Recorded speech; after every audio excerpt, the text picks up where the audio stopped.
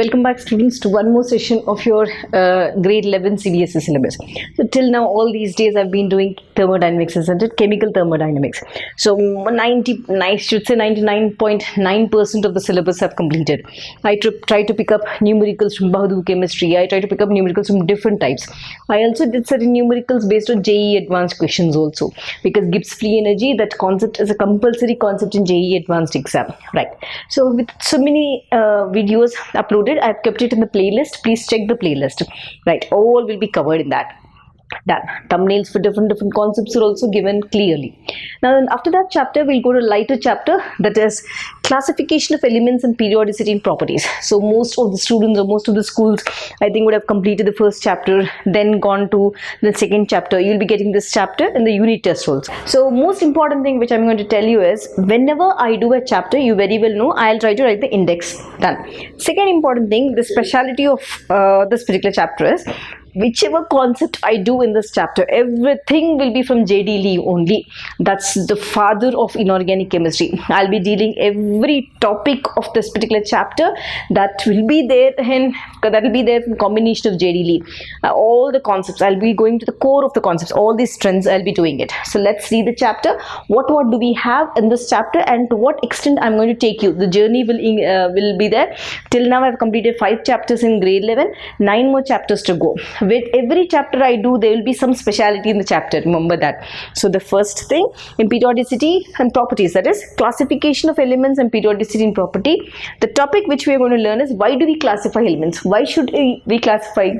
What is the need of classification of elements? I'll be teaching you.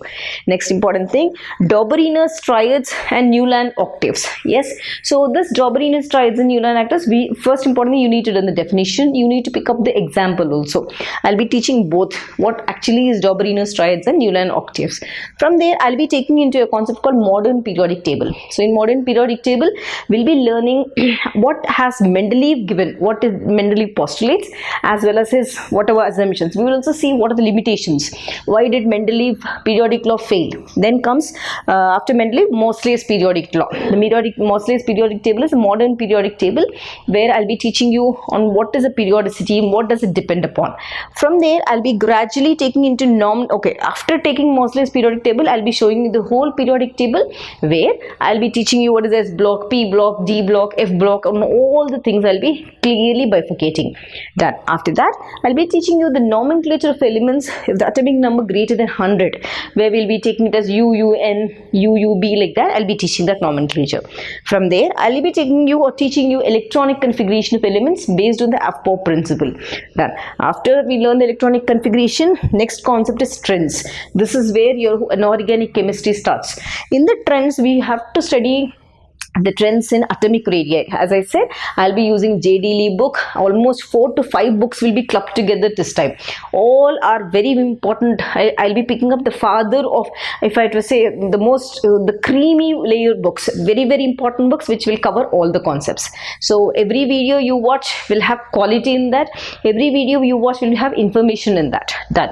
So I'll be teaching about atomic radii. I'll be teaching about ionic radii. I'll be teaching about ionization enthalpy. I'll be teaching about electron gain enthalpy.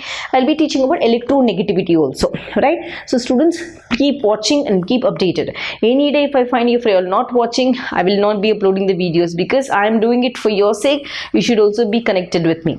Next, after that, I'll be teaching you trends in chemical properties.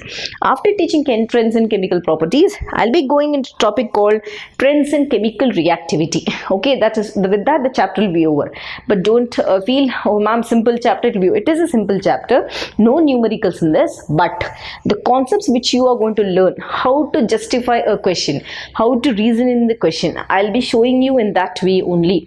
My way of teaching is to make you understand the concept. So students, everyday video will be uploaded. Stay connected. After completing classification and periodic property, I'll be going into one more major chapter which is very important for you all. So thank you for watching. Keep noting all these indexes in a book. Hope most of the students have started a World of Chemistry notebook also. So in that, I've done already 5 chapters.